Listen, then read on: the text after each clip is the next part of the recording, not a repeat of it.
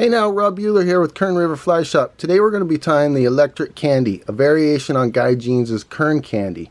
A couple small changes we're making. We're using a larger hook. This one's a size 8 scud hook.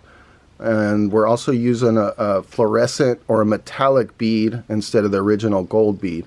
The bead's a larger size to match the size of the hook, and then we're using tungsten too to help it get it down quickly. Starting off, we attach the bead. I already have the bead on here, but when I've been attaching my beads on a lot of my nymphs lately, I've been reversing it and putting the countersunk side on first. The countersunk side will then go up over that eye and help cover up that eye a little bit, but still allow room to thread your tippet through there. And then on the back side, it allows for easier tie off and wrap off of your materials instead of having that big open gap of the countersunk style.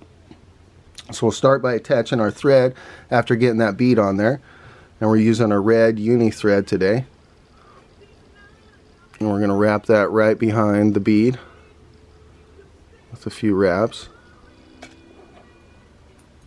And then trim off our tag end there. And then the only other material we're using on this is Estaz, and other than the bead, the thread, and the hook. So we've got an opal fluorescent pink Estaz here.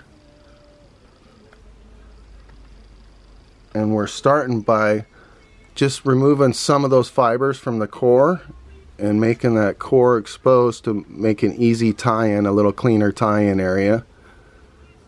And this is all going to get covered up by that Estaz, so it doesn't have to be super neat.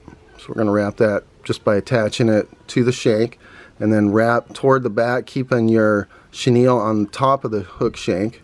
We're going quite a ways down the bend here, just about halfway down, because we want to cover most of the hook with this chenille to hide it from the fishies.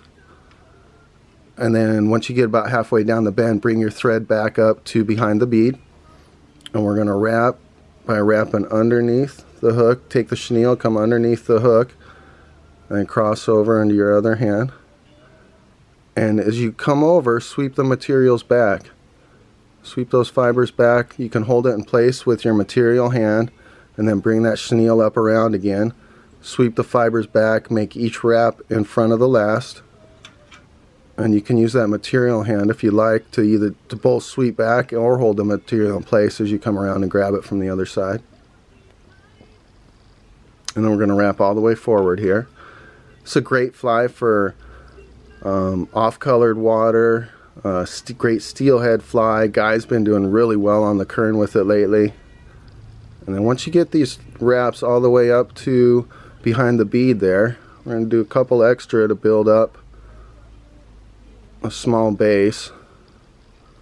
That looks about good there. And then when we're tying off, we're holding our chenille up above the hook and then coming up around behind the bead, behind the chenille with your thread. And then do one more wrap in that same spot. Get it relatively tight.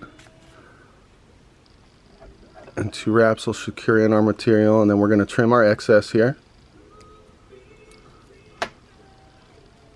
And to finish the fly, sweep back those fibers again and clear out that space where you just did your thread wraps and tie-in area. And we're just going to wrap this in a little bit better and tighten down that so it doesn't slip out when we catch a couple fish. And if you use, I'm using a similar color thread here, but if you use a different color thread, you can actually create a nice little hot spot here. It's a nice another way to add a little attractor to your fly. Got our little thread wraps back there, and then we just need a few half-hitch knots or a whip finish. And we're done. I like half hitches, whatever's easiest for you and you're used to. 3 half hitches, and then I tug counterclockwise to make sure that's secure. Trim my excess. Ooh, trim the tag end actually. And then to finish it, I'm just going to add a drop of Zappa Gap, and we'll all be set and ready to fish. Hope this video helps you guys with the tie-in your first Electric Kandy, and you guys get out and catch a few fish with it.